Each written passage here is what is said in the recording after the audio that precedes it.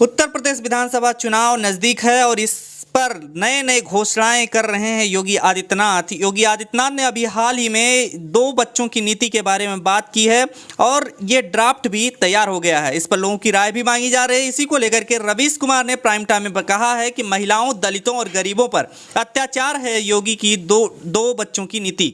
रवीश कुमार ने बताया इसको किस तरह से ये गरीबों के लिए अत्याचार है। उन्होंने कहा कि नेशनल फैमिली सैंपल सर्वे का डाटा बताता है कि अनुसूचित जाति, जनजाति और पिछड़ी जातियों में प्रजनन दर अधिक है और इसका सीधा संबंध उनकी गरीबी और अशिक्षा से है। शादियां भी कम उम्र में हो जाती हैं, तो क्या इस आधार पर इस तबके को सरकारी नौकरी से वंचित करना सही होगा? वरिष्ठ पत्रकार रवीश कुमार ने अपने show prime time with Ravish Kumar के ताजा एपिसोड में योगी सरकार की प्रस्तावित 2 चाइल्ड पॉलिसी को महिलाओं, दलितों और गरीबों पर अत्याचार बताया है। उन्होंने कहा है कि इसकी सबसे ज्यादा मार इन्हीं वर्ग को झेलना पड़ेगा। रवीश कुमार ने कहा है कि जिस समाज में महिलाओं को बच्चे जनने की भी आज़ादी ना हो और जहां बेटे की चाह में कई बार गर्भपात कराया जाता हो, वहां 2 चाइल्ड पॉलिसी बेमानी लगती है। रवीश कुमार ने ड्राफ्ट विधेयक के पहलुओं पर तंज कसते हुए कहा है कि यह सिर्फ पंचायत चुनाव लड़ने वालों पर ही क्यों लागू हो, सांसदीय और विधायकी का चुनाव लड़ने वालों पर क्यों नहीं लागू हो।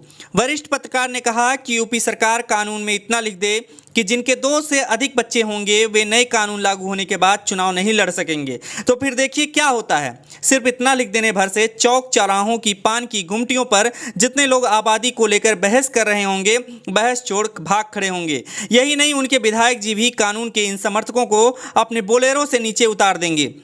टाइम्स ऑफ इंडिया की रिपोर्ट के हवाले से उन्होंने कहा कि बीजेपी के 50% ऐसे विधायक हैं जिनके 3 या 3 से अधिक बच्चे हैं। क्या इसी कारण प्रस्तावित कानून में ऐसे विधायकों के चुनाव लड़ने पर रोक की बात नहीं कही गई है? रवीश ने इसी बहाने मीडिया पर भी निशाना साधा और यूपी पंचायत चुनाव में हुई हिंसा की खबरें नहीं दिखाने का मुद्दा उठाया। उन्होंने कहा कि मीडिया के एक बड़े हिस्से द्वारा हिंसा की खबरें नहीं दिखाने के बावजूद जहां तहां से आमजनों तक हिंसा के वायरल वीडियो पहुंचते ही रहे।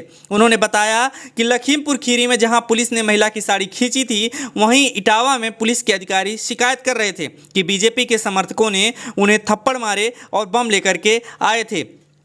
रवीश कुमार ने कहा कि पंचायत के चुनावों को हिंसा के इस प्रकोप से बचाए जाने की जरूरत है, न कि आबादी के प्रकोप से।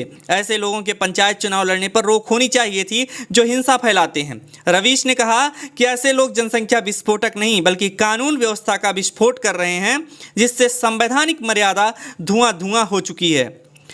वरिष्ठ पत्रकार ने कहा कि 2 चाइल्ड पॉलिसी वाले प्रस्तावित कानून में संविधान में दिए गए समानता के अधिकार का हनन होता हुआ दिखाई पड़ता है। उन्होंने कहा कि ऐसा लगता है कि पुरुषों को ही ध्यान में रखकर कानून बनाया गया है। उन्होंने कहा कि हमारे समाज में पढ़ी लिखी महिला हो या अनपढ़, बच्चा पैदा करने के मामले में उनके अधिकार बहुत कम होते हैं और उस पर परिवार का दबाव रहता है।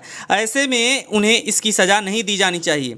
रवीश कुमार ने कहा कि अगर शादी के बाद बहुत साल बाद कोई महिला अपना जीवन बनाने का फैसला करती है और सरकारी नौकरी में जाने की कोशिश करती है, तो क्या सरकार उसे इस कानून से संरक्षण देगी? उन्होंने पूछा कि अगर 3 बच्चे के बाद किसी महिला के पति की मौत हो जाती है, तो क्या उसे मिलने वाली सुविधाओं से वंचित कर उसे इतनी बड़ी सजा दी जानी चाहिए? उन्होंने कहा कि यह कानून महिलाओं को कितना कमजोर कर देगा, क्या किसी ने सोचा है? रवीश ने पूछा है कि इसकी गारंटी कौन देगा कि किसी विवाहित महिला को बेटे की चाह में पहले से ज़्यादा जबरन गर्भपात कराने के लिए मजबूर नहीं किया जाएगा, जो उसकी ज़िंदगी के लिए भी घातक हो सकता है। क्या यह कानून एक महिला का उसके शरीर पर अधिकार पहले से कमज़ोर नहीं करता है? उन्होंने कहा कि नेशनल फैमिली सैंपल सर्वे का डाटा बताता है कि अनुसूचित जाति, जनजाति और पिछड़ी जातियों में प्रजनन दर अधिक है और इसका सीधा संबंध उनकी गरीबी और अशिक्षा से है।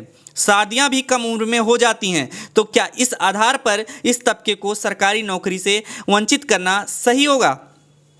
खबरों में बने रहने के लिए फोरम 4 को सब्सक्राइब करें और नोटिफिकेशन पाने के लिए बेल आइकन दबाएं।